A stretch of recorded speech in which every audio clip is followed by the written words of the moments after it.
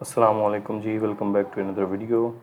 9.4 exercise start करनी थी हमने, लेकिन उससे पहले कुछ बेसिक फार्मूलाज पता होना चाहिए। यहाँ पे मेरे पास रेगुलर पॉलीगॉन की बात होगी। इस एक्सरसाइज में रेगुलर पॉलीगॉन क्या होती है, जिसकी सारी साइड्स बराबर हों और सारे एंगल भी बराबर हों।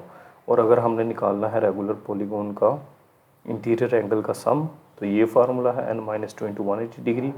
और अगर हमने हर एक एंगल की वैल्यू निकालनी है तो फिर उसी फार्मूला को n पे डिवाइड कर देंगे। और n क्या होता है यहाँ पे, नंबर ऑफ साइड्स। इसी तरह अगर एक्सटीरियर एंगल निकालना है तो उसके लिए ये फार्मूला है 360/n। इसके अलावा यहाँ पे टेसलेशन का कंसेप्ट है। टेसलेशन क्या होती है, पैटर्न है शेप्स का जो कि इस तरह फिट होती है आपस में कि उनके दरमियान कोई गैप या ओवरलैप ना है। जैसे ये है तो इनके दरमियान कहीं भी कोई गैप हमें नज़र नहीं आ रहा, ना ही एक शेप दूसरी शेप के ऊपर ओवरलैप कर रही है, तो इसको हम कहते हैं रेगुलर टेसलेशन। और अगर कोई पैटर्न ना बन रहा हो तो ये कहलाती है इर्रेगुलर टेसलेशन। 9.4 है, क्वेश्चन नंबर 1 है। इसका फर्स्ट पार्ट है, what is the sum of interior angle of a decagon. 10 sided एक पॉलीगॉन है, हमने उसके इंटीरियर एंगल का सम बताना है। तो फर्स्ट पार्ट है इसका, यहाँ पे अब मेरे पास n क्या है 10, तो n बराबर आ गया 10। हमने निकालना है सम ऑफ इंटीरियर एंगल्स जिसका फार्मूला अभी मैंने दिखाया था आपको, जो कि है n-2 इंटू 180 डिग्री। n की वैल्यू पुट करें इसमें तो 10 माइनस 2 ज़रब 180 डिग्री आ गया। तो 10 में से 2 निकलेंगे तो 8 ज़रब 180 डिग्री, दोनों को मल्टीप्लाई करें तो ये 1440 आ गया। तो ये मेरे पास 10 साइडेड जो पॉलीगॉन है उसका जो अंदर वाले एंगल होंगे, अगर मैं बना के दिखाऊँ आपको तो 1 2 3 4 5 6 7 8 9 और ये 10, तो ये इसके ये वाले ये इंटीरियर एंगल जो बन रहे हैं इनका जो सम है ये 1440 डिग्री है। इसमें इसका सेकंड पार्ट है, calculate the measure of each interior angle of a regular hexagon. अब हमारे पास बात हो रही है हेक्सागोन की, जो कि 6 साइडेड पॉलीगॉन होती है। और हमने क्या निकालना है, measure of each interior angle. ये फ़र्क है दोनों में, ऊपर है सम ऑफ इंटीरियर एंगल, उसके लिए ये फार्मूला था। अब हमने निकालना है measure of each interior angle. तो measure of each interior angle, इसका फार्मूला अगेन वही होगा n-2 इंटू 180 डिग्री, लेकिन इसको अब डिवाइड कर देंगे हम n पे, तो फिर ईच निकलेगा। जब सम निकालना होता है सबका, फिर सिंपल n-2 इंटू 180 डिग्री, और जब हर एक एंगल की वैल्यू फाइंड करनी है तो उसे n पे डिवाइड भी करना पड़ेगा। और सेकंड में n की वैल्यू हमारे पास 6 साइडेड फिगर की बात हो रही है, तो n 6 है यहाँ पे। तो ये 6 minus 2 into 180 degree divided by 6, 6 में से 2 निकलेगा तो 4 ज़रब 180/6, तो ये बनता है कोई 720/6 और बराबर आ जाएगा 120 डिग्री। तो ये हर इंटीरियर एंगल जो है एक रेगुलर हेक्सागोन का वो 120 डिग्री होगा। इसलिए इसका थर्ड पार्ट है, what is each exterior angle. अब हमने एक्सटीरियर एंगल निकालना है एक रेगुलर पेंटागोन का। पेंटागोन होती है 5 साइडेड फिगर पेंटागोन का। तो अगेन हमारे पास एक्सटीरियर एंगल है, क्या फार्मूला इसका, 360 को हम डिवाइड करते होते हैं n पे, और यहाँ पे n क्या है हमारे पास 5। तो ये exterior angle, each exterior angle निकालने का फार्मूला है। तो 360 को मैं डिवाइड करूँगा 5 पे, तो ये 72 डिग्री आ गया। फिर फोर्थ पार्ट है इसका, if the sum of interior angle of a polygon is 40, how many sides does the polygon have. अब मेरे पास सम दे दिया गया है और n मैंने फाइंड करना है। फार्मूला वही है, सम ऑफ इंटीरियर एंगल्स बराबर होता है n-2 इंटू 180 डिग्री।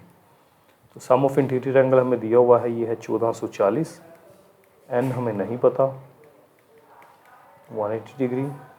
1440 को हम 180 पे डिवाइड करें तो कितना बनता है, 1440 तकसीम 180, ये आ गया 8। 8 बराबर n-2। फिर 2 इधर आगे जमा हो गया और ये बन गया 10। तो एक ऐसी पॉलीगॉन जिसकी इंटीरियर एंगल का सम 1440 है, उसके अंदर 10 साइड्स होती हैं। ये हमारे पास फर्स्ट क्वेश्चन था। सेकंड की बात करें, सेकंड क्वेश्चन के अंदर यहाँ पे थोड़ी सी गड़बड़ है। यहाँ पे जो क्वेश्चन है उसमें हमने एरिया फाइंड करना है, एरिया ऑफ ABCD। अच्छा, एक पैरेललोग्राम है ABCD, उसके अंदर ये कुछ साइड्स हमें दी हुई हैं, उनकी लेंथ दी हुई है और एक एंगल दिया हुआ है और हमने उसका एरिया फाइंड करना है। तो पैरेललोग्राम क्या होती है, 4 साइडेड शेप कुछ इस तरह की, ठीक है। इसको मैं अगर नाम दूँ A, B, C और D का, तो सबसे पहले AB मेरे पास 10 है, AD है 6 और मेजर ऑफ एंगल BAD। जब इस तरह एंगल दिया हो तो ये जो दरमियान वाली टर्म होती है ना A, ये असल में उस एंगल की बात हो रही है। तो ये A के ऊपर एंगल है 45 डिग्री का, ये 45 डिग्री का एंगल है, ठीक है। फिर calculate the area of ABCD, हमने इसका कंप्लीट का एरिया निकालना है, ठीक है। तो एरिया निकालने के लिए हमें क्या करना पड़ेगा, उसका फार्मूला होता है लंबाई ज़रब चौड़ाई। अब लेंथ तो ये है यहाँ से लेके यहाँ तक, जो कि हमें दी हुई है 10 है सेंटीमीटर में, लेकिन ये हाइट, ये वाली सीधी हाइट, तिरछी हाइट नहीं, हाइट सीधी होनी चाहिए, चौड़ाई कह लें इसे, हाइट कह लें, ये हमें नहीं मालूम। तो पहले हम ये फाइंड करेंगे इसकी हाइट, ठीक है। ये A है, B है, C है और D है। तो यहाँ पे एंगल है 45 डिग्री का, इसको मैं कोई और नाम दे देता हूँ, E का नाम दे लेते हैं, ठीक है। अब मैं सिर्फ इतनी ट्रायंगल पे काम करता हूँ। तो इतनी ट्रायंगल मेरे पास बन रही है A, E और D, और यहाँ पे AD मेरे पास 6 है और ये वाला एंगल है 45 डिग्री, ठीक है। तो यहाँ पे मैं कोई ट्रिग्नोमेट्रिक रेशियो यूज़ करता हूँ जिसमें ये एंगल भी आएगा और ये साइड्स भी आएंगी। तो ये हमें पता है वितर होता है तिरछी लाइन, नीचे वाला होता है कायदा और ये होता है अमूद। तो अगर मैं साइन यूज़ करूँ, साइन 45 डिग्री किसके बराबर होता है, अमूद बटा वितर। ये है बड़ी डिटेल में पूरा चैप्टर पढ़ा हुआ हमने। तो साइन 45 डिग्री की जो वैल्यू है, साइन 45 मेरे ख्याल में 1 होता है, कैलकुलेटर पे अगर आप चेक करें, नहीं 0.7071, 1/2 होता है, 0.7071, और अमूद मेरे पास वो हमने मालूम करना है जो ये मैंने बताया था x, ठीक है। और ये वितर जो है ये 6 है, तो ये उधर जाके मल्टीप्लाई होगा, 0.7071 ज़रब 6 बराबर x। तो जब इसको 6 के साथ मल्टीप्लाई किया,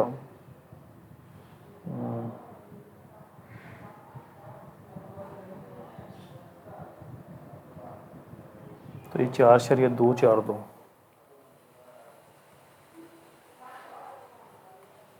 सेंटीमीटर आ गया, ठीक है। अब हम फार्मूला इस पर एरिया का लगा देंगे। तो एरिया बराबर होता है लेंथ इनटू हाइट कह लेंगे, क्योंकि यहाँ पे हाइट की जिक्र हो रहा ना, ये लंबाई और हाइट। तो लंबाई मेरे पास 10 है और हाइट निकली है 4.242, दोनों को मल्टीप्लाई करें तो ये बन जाएगा 42.42। तो ये भी सेंटीमीटर में, ये भी सेंटीमीटर में, तो इसका यूनिट आ गया सेंटीमीटर स्क्वायर। तो ये इसका एरिया निकल आया, ओके। क्वेश्चन 4 है, सॉरी क्वेश्चन नंबर 3 है। In a parallelogram ABCD, again parallelogram हमारे पास ABCD है, जिसमें मेजर ऑफ एंगल BAD यानी A के ऊपर 70 डिग्री है। Find the measure of all other angles in the parallelogram. बाकी एंगल हमने फाइंड करने। अगेन हम पैरेललोग्राम अगर बनाएं तो ये कुछ इस तरह की शेप होती है, ठीक है। A, B, C, D। तो मेजर ऑफ DAB 70 है, यानी ए के ऊपर ये वाला एंगल 70 डिग्री है, DAB, तो सेंटर वाला ए। ठीक है, अब पैरेललोग्राम में हमें पता है कि ये वाला एंगल इस एंगल के बराबर होता है, ये दोनों एंगल बराबर होते हैं। तो मैं क्या लिखूँगा, in parallelogram measure of angle DAB is equal to, ये DAB किसके बराबर होगा, DCB के, measure ऑफ DCB के, यानी ए के ऊपर जो एंगल बना हुआ है वो सी के ऊपर जो एंगल बनेगा उसके बराबर होगा, ये आमने सामने वाले बराबर होते हैं। तो अगर ये 70 है तो measure ऑफ DCB भी 70 होगा, तो यहाँ पे 70 आ गया।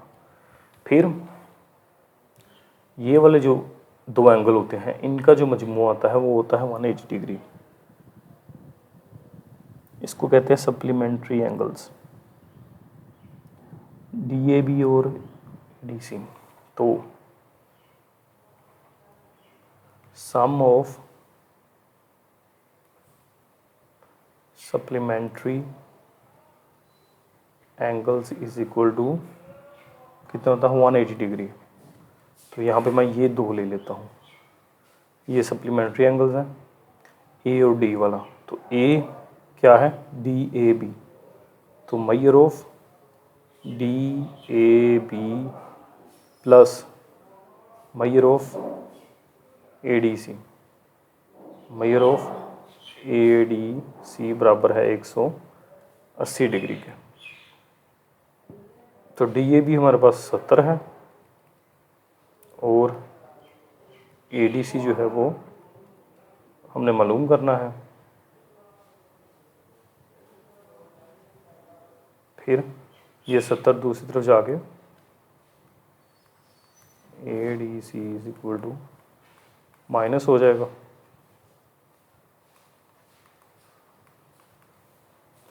तो बाकी कितना बचेगा, 180 में से 70 निकालें तो 110, तो ये ADC 110 आ गया, यानी डी के ऊपर जो एंगल बनेगा वो 110 डिग्री होगा। तो ये इसके सामने वाला भी 110 होगा।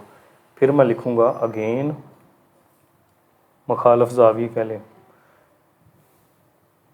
measure ऑफ ADC बराबर होगा इस वाले पे ABC के, यानी B के ऊपर जो एंगल बनेगा, measure ऑफ ABC। तो measure ऑफ ADC है 110 डिग्री, तो measure ऑफ ABC भी 110 हो जाएगा, तो यहाँ पे भी 110 डिग्री आ गया।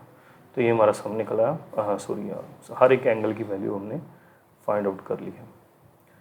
क्वेश्चन नंबर 4 है, a shape is created by cutting a, ये थोड़ा सा कंसेप्चुअल है, इसको ज़रा ध्यान से समझना पड़ेगा। A shape is created by cutting a square in half diagonally and then attaching a right angle triangle to the hypotenuse of each half. Explain why this shape can tessellate and calculate the interior angle of the new shape. अच्छा, एक मेरे पास है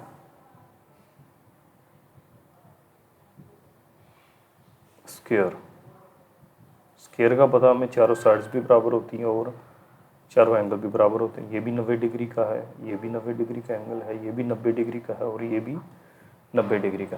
फिर हमने क्या किया, cutting a square in half diagonally, diagonal होता है तिरछी साइड इस तरह, तो हमने इसको काट दिया यहाँ से इस तरह करके इस डायरेक्शन में। तो जब हमने इसको इस डायरेक्शन में काटा तो फिर मेरे पास दो राइट ट्रायंगल बन गई हैं, एक ये ऊपर वाली और एक नीचे वाली, काट के मैंने इनको लदा कर लिया। तो अब यहाँ पे 90 डिग्री ही रहेगा, लेकिन ये हाफ हो जाएगा, 45 इधर बचा, 45 ही इधर बचेगा। इसी तरह ये 90 डिग्री है तो ये भी हाफ हो गया था, 45 इधर आ गया और 45 इधर, तो ये दो ट्रायंगल्स बन गई। फिर and then attaching are right angle triangle to the hypotenuse of each half, फिर हमने क्या करना है, एक और राइट एंगल ट्रायंगल है उसको अटैच कर दिया हाइपोटेनस के साथ। ठीक है, फ़र्ज़ करो मैं इसको लेता हूँ, ये मेरे पास एक हाफ है किसका, स्क्वायर का, ये इसके इंटीरियर एंगल है।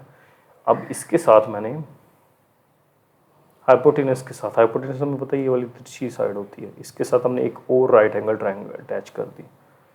तो जब मैं यहाँ पे एक राइट एंगल ट्रायंगल अटैच करूँगा इसके साथ, तो ये वाली साइड उसकी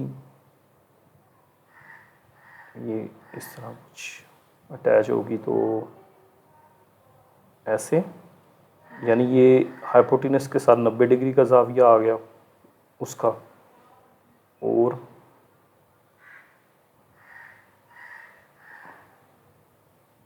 कुछ इस तरह करके ये शेप बनेगी ऐसे।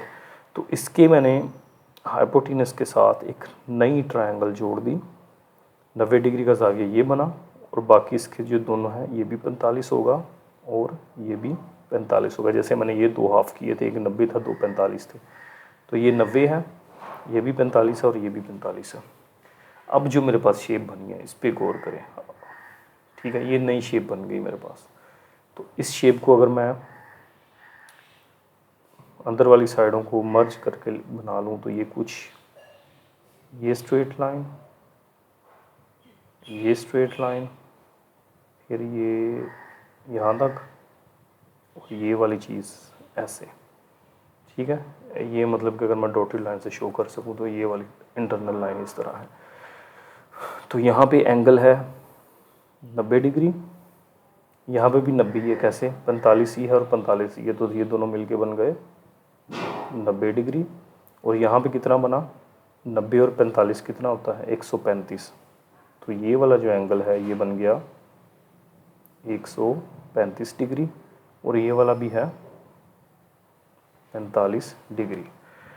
तो ये मेरे पास एक नई शेप बनी। अब सवाल क्या था, explain why this shape can tessellate, कि ये टेसिलेट क्यों कर सकती है। तो इसकी रीज़न क्या लिखेंगे, ये टेसिलेट इसलिए कर सकती है कि इसकी जो साइड्स हैं वो हमवार हैं, फ्लैट हैं, तो उनके साथ किसी भी और साइड को जोड़ सकते हैं। जैसे फ़र्ज़ करें इसी के साथ मैं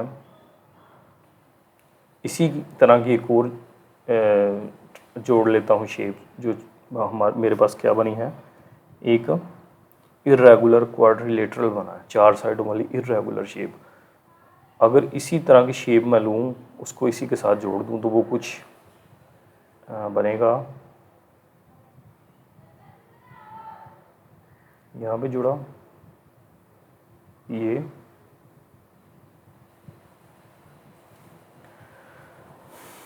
चीज़ बन गई, और यहाँ पे तो देखें एक शेप ये मेरे पास बनी, फिर इसी तरह की एक और शेप उसको उल्टा के इसके साथ अटैच कर दिया। इसी तरह ये नीचे भी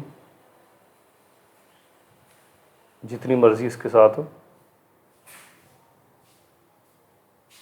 अटैच करते जाएं, ठीक है। इसी तरह साइड पे भी अटैच करते जाएं, जितनी मर्जी जोड़ दें। तो ये एक हमारे पास एक पैटर्न बन रहा है, सीक्वेंस बन रहा है, और इनके दरमियान कहीं पे भी कोई गैप नहीं है और ना ही ये ओवरलैप कर रहे हैं। तो ये क्या कर रहे हैं, फिर टेसिलेट कर रही हैं। तो हम क्या लिखेंगे, यस, क्या सवाल था, दिस शेप कैन टेसिलेट,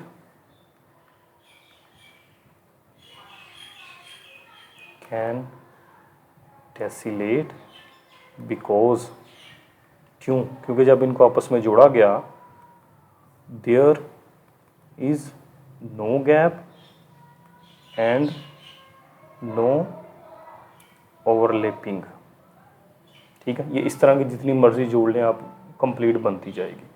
उसके बाद सेकंड उसने क्या पूछा है, किधर गया, and calculate the interior angle of the new shape. तो जो न्यू शेप बनी है उसका इंटीरियर एंगल क्या होगा। तो ये न्यू शेप थी मेरी, ये वाली, फिर इसके साथ एक और मैंने जोड़ दी, फिर नीचे एक जोड़ दी, फिर ये जोड़ दी। तो न्यू शेप का इंटीरियर एंगल क्या होगा, interior angles of new shape are, कौन कौन से हैं, 45, 90, 90 और 135, 45, 90, 90 और 135, और इनका सम क्या होगा 360 हो जाएगा, ठीक है। तो ये क्वेश्चन नंबर 4 था मेरे पास। फिर हम 5 की बात करेंगे। अगेन टेसिलेशन की बात हो रही है। Tessellation is created bye repeatedly reflecting a basic shape एक बेसिक शेप है उसको अगेन जोड़ के हमने एक पैटर्न बना लिया और इस तरह हम उसको जोड़ा कि उनके दरमियान कोई गैप नहीं है, ना ओवरलैपिंग है, जैसे टेसलेशन का कंसेप्ट हमने पढ़ा था एक्सरसाइज के शुरू में। The basic shape is right angle triangle. तो जो बेसिक शेप बनी वो राइट एंगल ट्रायंगल है with sided of length 3, 4 and 5 units. ये उसकी साइड्स हैं। तो अगर मैं वो ट्रायंगल बनाऊं तो वो कुछ इस तरह बनेगी। 3 इसका कायदा होगा, बेस जिसे कहते हैं, 4 परपेंडिकुलर होगा और 5 इसका हाइपोटेनस होगा। हाइपोटेनस सबसे बड़ा होता है। Find the minimum number of reflection needed to create a tessellation that covers the square of with an area of 3600 square unit. यानी हमने इतना एरिया, यानी फ़र्ज़ करो कि ये मेरे पास एरिया है 36 स्क्वायर यूनिट, 106 स्क्वायर यूनिट। अब वो कह रहा है कि हमें कितनी ट्रायंगल इसके अंदर जोड़नी पड़ेंगी, टेसिलेट करनी पड़ेंगी, ऊपर नीचे इस तरह उल्टी सीधी करके जोड़ेंगे हम कि जैसे एक ये ट्रायंगल है, एक ये, तो ये कितनी हमें जोड़नी पड़ेंगी ये 3600 स्क्वायर यूनिट का एरिया कवर करने के लिए। तो उसके लिए हम क्या करेंगे, सबसे पहले तो मैं इस ट्रायंगल का एरिया निकालता हूँ। तो एरिया ऑफ ट्रायंगल क्या फार्मूला होता है, हाफ लेंथ इंटू विड्थ। तो हाफ लेंथ कितनी है इसकी, हाइट इंटू विड्थ कह लो, लेंथ इंटू हाइट कह लो, बल्कि मतलब दो साइड्स का, एक साइड 3 और एक 4 है, तो 3 ज़रब 4, तो ये 2, 2, 4 और 3, 2, 6। तो मेरे पास 6 और 7 यूनिट आएगा, unit square units, square units. ये एरिया आ गया एक ट्रायंगल का। अब कितनी ट्रायंगल हमें जोड़नी पड़ेंगी कि 3600 का एरिया कवर हो। तो मैं क्या करूँगा, required triangle, required numbers of triangle बराबर टोटल एरिया है 3600 और एक ट्रायंगल 6 की है, तकसीम 6, तो तकसीम करूँगा मैं तो 600 बचेगा बाकी, ठीक है। तो बस इसके अंदर हमें 600 ट्रायंगल इस तरह की जोड़ेंगे तो फिर ये 3600 का एरिया कवर होगा। So 600 triangles are required to cover the area of 3600 unit squares. तो ये मेरे पास क्वेश्चन नंबर था जी 5th। उम्मीद करता हूँ आपको सब सवालों की अच्छे से समझ आई होगी। बाकी रिमेनिंग इंशाल्लाह अगली वीडियो में देखेंगे। तब तक के लिए टेक केयर, अल्लाह हाफिज़।